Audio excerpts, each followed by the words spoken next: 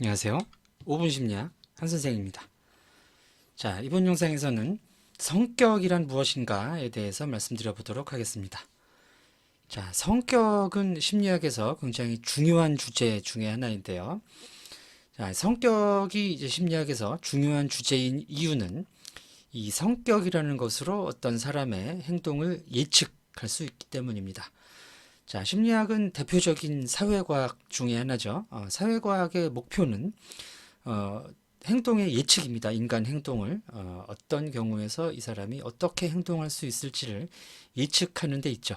자, 그렇기 위해서 이 성격만큼 이 사람을 예측할 만한, 예측할 수 있는 그런 주제가 없기 때문입니다.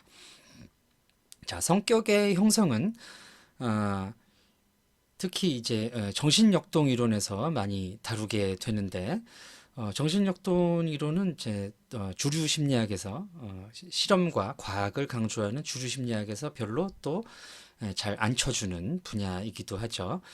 그래서 이 성격은 굉장히 좀 아이러니한 속성을 가지고 있습니다.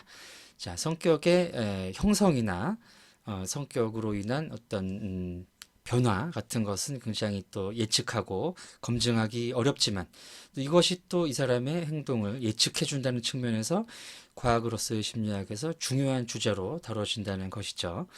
자, 성격은 영어로 personality라고 하는데 이 personality라는 말은 그리스어 페르소나에서 왔다고 얘기가 되고 있습니다.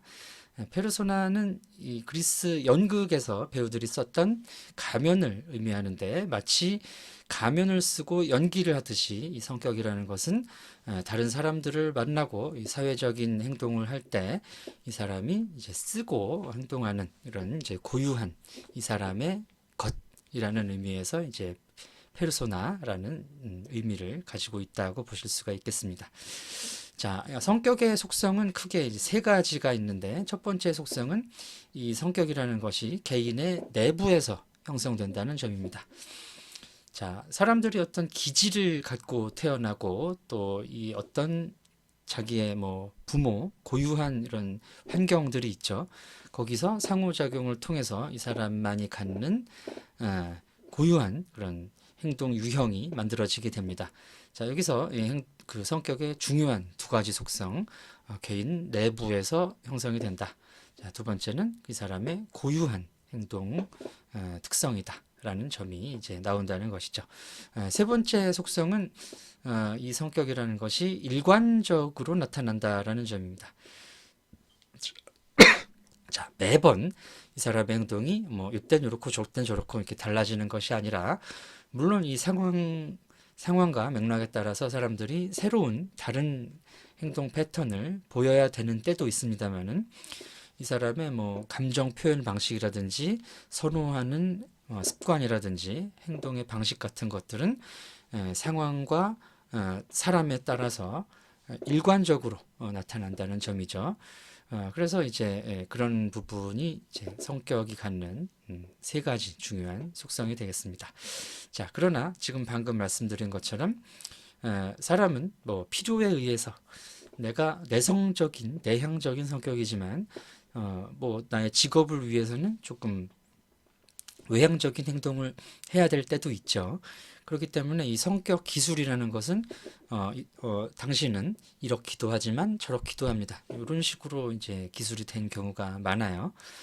그래서 이제 뭐 혈액형 성격이라든지 아니면 이제 과학적으로 검증되지 않은 이런 성격론들이 많이 존재하는 것이고 그런 것을 읽으면서 이것이 진짜 내 성격 이로구나라고 우리가 이제 착각도 많이 하게 됩니다. 자, 이것은 이제 이 성격이 갖는 기본적으로 이중적인 속성이 있기 때문이고요. 그러나 이제 그런 맞아 보이는 그런 성격론들이 다 심리학적으로 그리고 과학적으로 검증되고 의미 있는 것은 아닙니다. 자, 그런 것으로 이제 어떤 사람의 행동이나 정신병리 같은 것을 예측하는 것은 굉장히 위험하고요. 그래서 이 심리학에서 공인된 그런 성격 검사는 그렇게 많지 않습니다. 여러분 이제 많이 들으셨을 MBTI, 융의 이론을 바탕으로 한 MBTI라든지 아니면 뭐 미네소타 성격 유형 검사 MMPI 같은 이런 공인된 성격 유형 검사를